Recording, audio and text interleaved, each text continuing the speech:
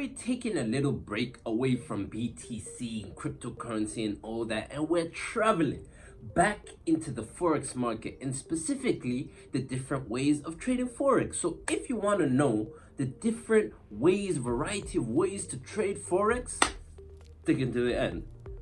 Let's get into it. The most popular ways of trading Forex is the spot market, currency futures, currency options, and currency exchange traded funds, or ETFs. Let us begin with currency futures. So futures, in a nutshell, are contracts that allow you to buy or sell a certain asset at a specified price at some point in the future. And futures were created by the Chicago Mercantile, I'm not sure how to pronounce that, exchange, or known as CME, back in 1972. Since futures contracts are standardized and traded on a centralized exchange, this means that they are transparent and well regulated. This means that both price and transaction information are readily available. Next, we have currency options.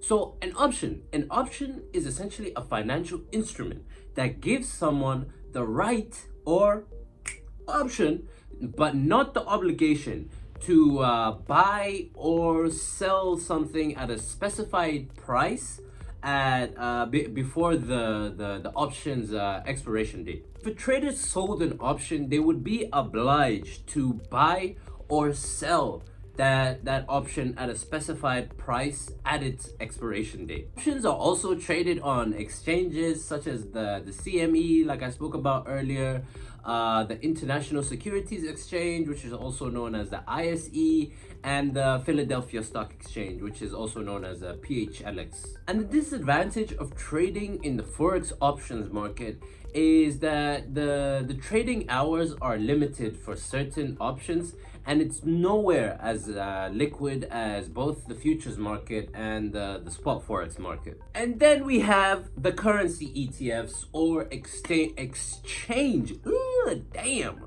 I'm sorry.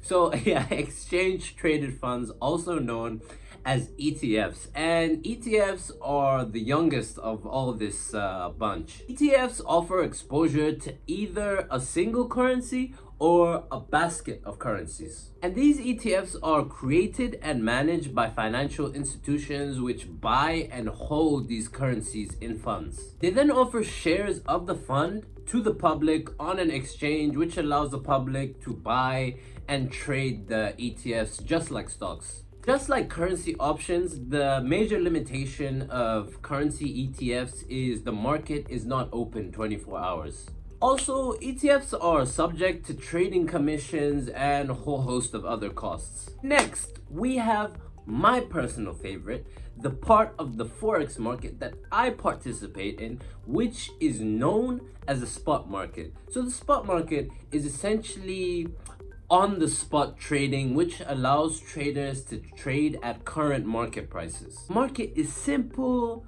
liquid, has tight spreads, and has round-the-clock operations. Accounts can be opened with as little as $50, but the new broker I signed up for, you can open an account with as little as $5, albeit is not recommended, and I'll go into that in a future detail.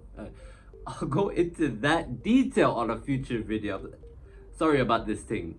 Most Forex brokers usually provide charts, news, and tools all for free. But that is all. Just four methods I was talking about in this video. Hopefully, it made sense. Hopefully, this thing didn't confuse you, So yeah, if you got any value, like button. As always, comment down below. Share with someone if you think that they'll get some value. And yeah, until next time.